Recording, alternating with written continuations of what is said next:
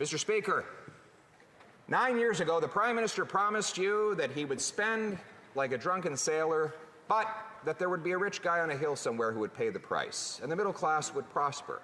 Well, how's that promise playing out? Well, according to his own video 2 weeks ago, the rich are twice as rich. Their net worth has gone from $6 trillion to $11 trillion. And how's the famous middle class that we don't hear so much about anymore? Well, 76% of people who don't own homes believe they never will. Young people who don't have help from their parents cannot own homes almost anywhere in this country today. 1 in 5 are skipping meals. In Toronto, 1 in 10 are going to a food bank, a city now with 256 homeless encampments, 50 of them added just in the last 6 weeks alone.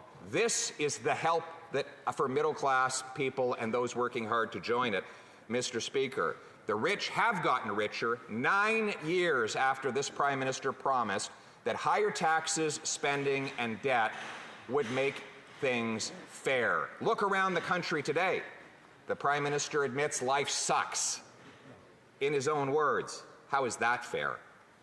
Mr. Speaker, now his solution is to bring in a giant, job-killing tax on health care, homes, farms, and small businesses. So he wants to tax away doctors when we have a doctor shortage. He wants to tax home builders when we have a housing shortage. He wants to tax farmers when we have a food price crisis. And he wants to tax small businesses when our economy is already shrinking. The results of this approach already have been shown. Our economy is shrinking and has been shrinking for 2 years. We've had the worst economic growth in the G7 per capita since the Prime Minister took office, and since 2019, our economy has shrunk 2% while the American economy has grown by 8%.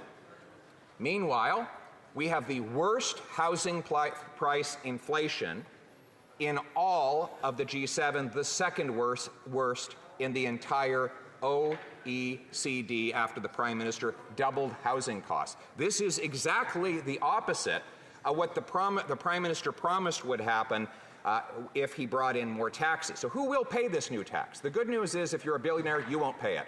The Prime Minister has given you 2 full months to sell your assets and get your money out of Canada to go build a business south of the border or in some faraway place. So who will be left behind to pay the bills?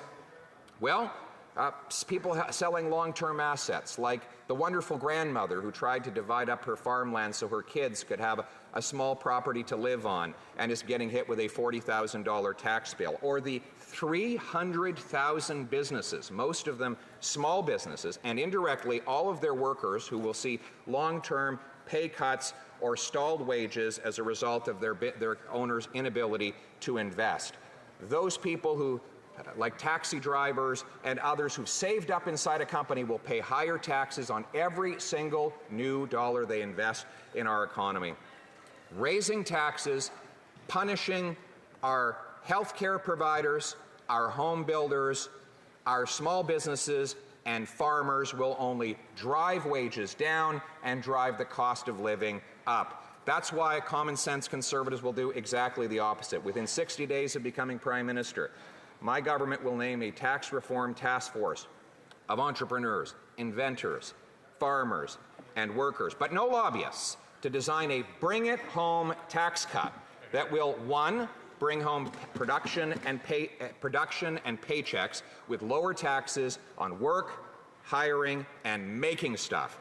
2, bring home fairness by reducing the share of the tax burden paid by the poor and the working class while cutting back on tax-funded corporate welfare and cracking down on overseas tax havens.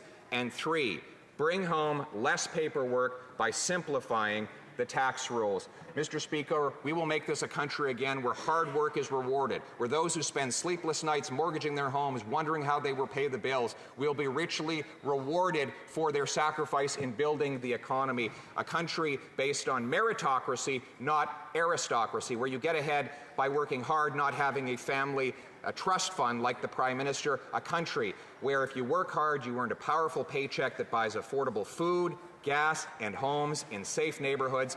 That future is for the common people.